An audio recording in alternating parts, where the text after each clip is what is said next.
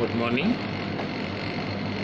I am Dr. Ved Prakash, Associate Professor, Government College, Ajmer. M.Com final business administration में consumer behaviour का जो paper है उसमें आज हम चर्चा करेंगे कि उपभोक्ता व्यवहार या कंज्यूमर बिहेवियर को कौन कौन सी घटक प्रभावित करते हैं। देखिए, उपभोक्ताओं के जो व्यवहार को बहुत सारी बातें प्रभावित करती है और कौन सी बात किस कंज्यूमर को प्रभावित करेगी इसके बारे में बिल्कुल सटीक अनुमान लगाना बहुत मुश्किल काम है। लेकिन फिर भी प्रबंध के विद्यार्थियों की दृष्टि से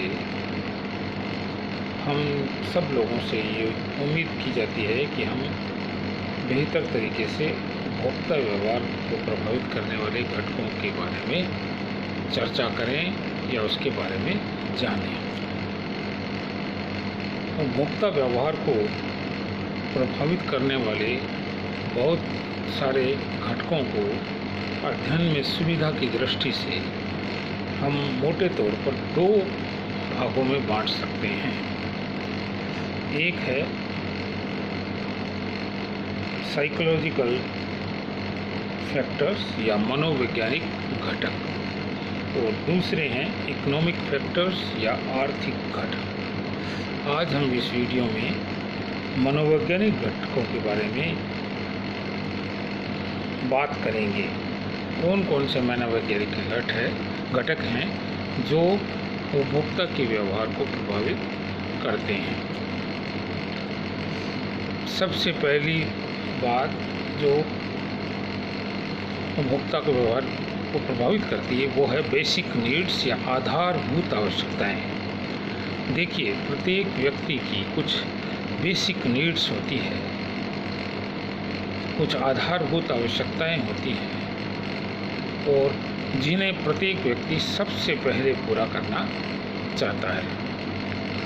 कोई भी व्यक्ति सबसे पहले अपनी बेसिक नीड्स या मूलभूत आवश्यकताओं की पूर्ति करता है, उसके बाद ही वो अन्य आवश्यकताओं के बारे में विचार करता है।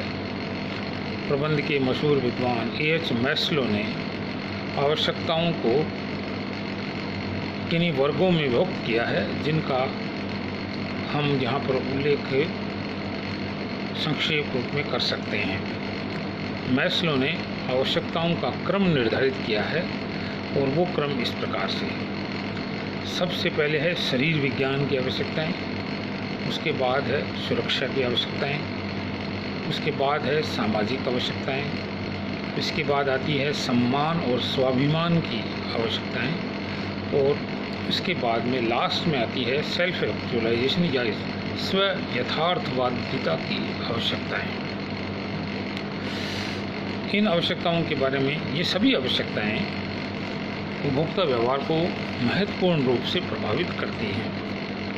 सबसे पहली आती है शरीर विज्ञान की आवश्यकताएं, फिजियोलॉजिकल नीड्स।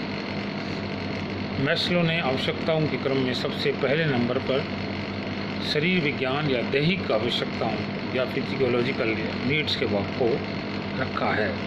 सबसे पहले अपने व्यक्ति अपने शरीर या देह को सुरक्षित रखने वाली आवश्यकताओं को पूरा करता है। यदि शरीर ही सुरक्षित नहीं है तो सारी दुनिया उसके लिए बेकार है। दैहिक आवश्यकताओं में या फिजियोलॉजिकल नीड्स में भोजन, पानी, वस्त्र और सेक्स की जो आवश्यकताएं हैं उनको सम्मिलित किया जाता है। ये आवश्यकताएं इस प्रकार की होती है कि व्यक्ति इनको बार बार पूरा करना चाहता है और वो एक बार में इनसे संतुष्ट नहीं होता है। दूसरी जो आवश्यकताएं उपभोक्ता व्यवहार को प्रभावित करती हैं वो हैं सुरक्षा आवश्यकताएं या सेफ्टी नीड्स। शारीरिक सुख या आवश्यकता की पूर्ति के बाद व्यक्ति की अगली आवश्यकता होती है कि वो सुरक्षा चाहता है। इस श्रेणी में शारीरिक सुरक्षा, आर्थिक सुरक्षा और मनोवैज्ञानिक सुरक्षा प्रमुख मानी जाती है।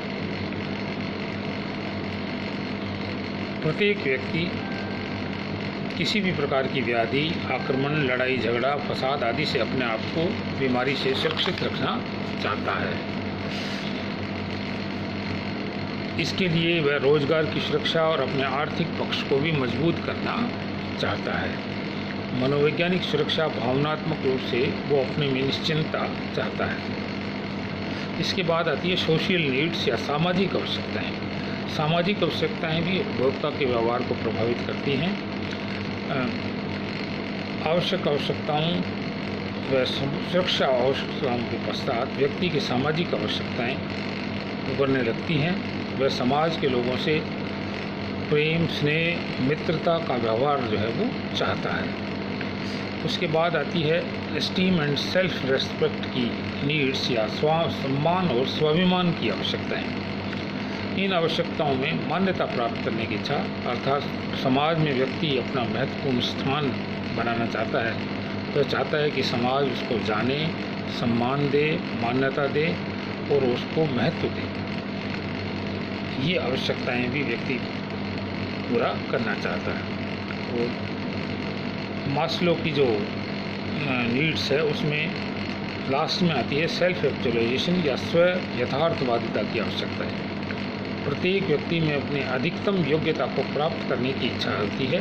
इसे आत्मविश्वास की आवश्यकताओं के नाम से भी जाना जाता है। जैसे एक संगीतकार जो है वो संगीत बनाना चाहता है, आर्टिस्ट पेंट करना चाहता है, कवि कविता लिखना चाहता है, लेकिन एक व्यक्ति जो भी हो सकता है उसे वो सब करना चाहिए। ये इस आवश्यकता को हम सेल्फ एक्चुअलाइजेशन की आवश्यकता कहते हैं।